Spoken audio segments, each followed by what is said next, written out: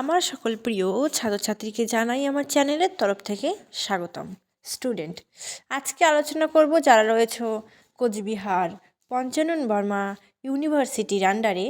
তো অনেকে তোমরা কমেন্ট করছিলে ফিফথ সেমিস্টারের ডিএসসি এডুকেশন যে লাস্ট মিনিট সাজেশন রয়েছে সেটা আলোচনা করার জন্য। তো তার জন্য কিন্তু আজকের এই ভিডিওটি নিয়ে আসা। তোমরা যারা প্রতিনিয়ত কমেন্ট করছো, লাইক করছো, তোমাদের অসংখ্য ধন্যবাদ। তোমরা অবশ্যই কমেন্টটা করবে, তাহলে আমরা জানতে পারবো তোমাদের কোন সাবজেক্টের কি প্রয়োজন রয়েছে, সেই হিসাবে কিন্তু আমরা ভিডিও নিয়ে আসতে পারবো। এটাতে আমাদেরও সুবিধা হবে, একটা গাইডলাইন পাচ্ছি, এবং তোমাদেরও কিন্তু সুবিধে হবে। ঠিক আছে? তো এবার প্রথমে 15 মার্কের প্রশ্ন আলোচনা করছি, একটু লিখে নাও, ধীর গতিতে বলবো। খাতা কলম বের করো, লিখো রচনাধর্মী অভিক্ষা ও বস্তুধর্মীয় অভিক্ষার মধ্যে পার্থক্য করো। তাহলে কি বললাম? রচনাধর্মী অভিক্ষা আর বস্তু ধর্মিক অভিক্ষা, এর মধ্যে পার্থক্য। এর সাথে একটা প্রশ্ন হবে, মৌখিক অভিক্ষা কি লিখিত অভিক্ষার থেকে উত্তম? যুক্তি সহকারে লেখো। মৌখিক অভিক্ষা কি লিখিত অভিক্ষার থেকে উত্তম? যুক্তি সহকারে লেখো। এবার দ্বিতীয় প্রশ্ন, শিক্ষার ক্ষেত্রে মূল্যায়নের প্রয়োজন কতটা? শিক্ষার ক্ষেত্রে মূল্যায়নের প্রয়োজন কতটা? মূল্যায়ন ও পরিমাপের মধ্যে পার্থক্য। মূল্যায়ন ও পরিমাপের মধ্যে পার্থক্য। এবার তৃতীয় প্রশ্নের দিকে যাচ্ছি, লিখে নাও। মূল্যায়নের পরিধি গুরুত্ব সম্পর্কে লেখো। মূল্যায়নের পরিধি গুরুত্ব সম্পর্কে লেখো।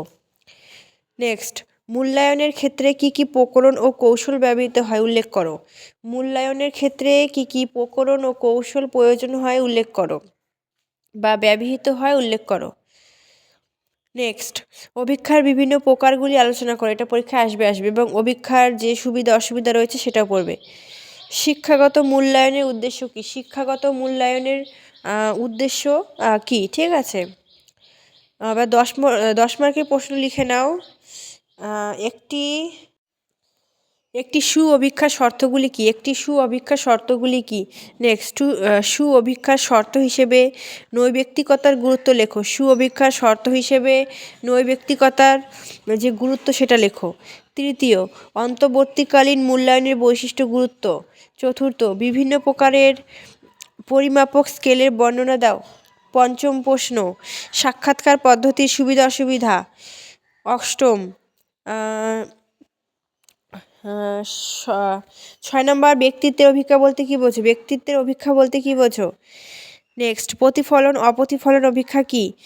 অগ্রগামী সমাপ্তিমূলক মূল্যায়নের পার্থক্য। মৌখিক অভিক্ষা কী? মৌখিক অভিক্ষার মূল বৈশিষ্ট্য কী? মৌখিক অভিক্ষার সুবিধা অসুবিধা। ঠিক আছে? 5-এর জন্য পড়বে অভিক্ষার নৈর্ব্যক্তিকতার বলতে কী বোঝো। তারপর ক্রেডিট সিস্টেম সম্পর্কে আলোচনা। অভিক্ষা কাকে বলে? মূল্যায়ন কাকে বলে? মূল্যায়ন কি? সুঅভিক্ষার বৈশিষ্ট্য। তারপর বরসাফ কালির ছোপ পরীক্ষা সম্পর্কে একটি টিকা লেখো। শিক্ষাগত মূল্যায়নের গ্রেডেশন কি? বর্তমানে এটি গুরুত্বপূর্ণ কেন? তো এই প্রশ্নগুলি অতি গুরুত্বপূর্ণ রয়েছে। 15, 10, 5 সবটা আলোচনা করলাম। আশা করছি ভিডিওটি ভালো লেগেছে। ভিডিওটি ভালো লাগলে লাইক করো, বন্ধুদের সাথে শেয়ার করো। অন্য কোন সাবজেক্টে তোমাদের সাজেশনের প্রয়োজন সেটাও কমেন্ট করে জানাও। Thanks for watching. After all, thank you সকলকে।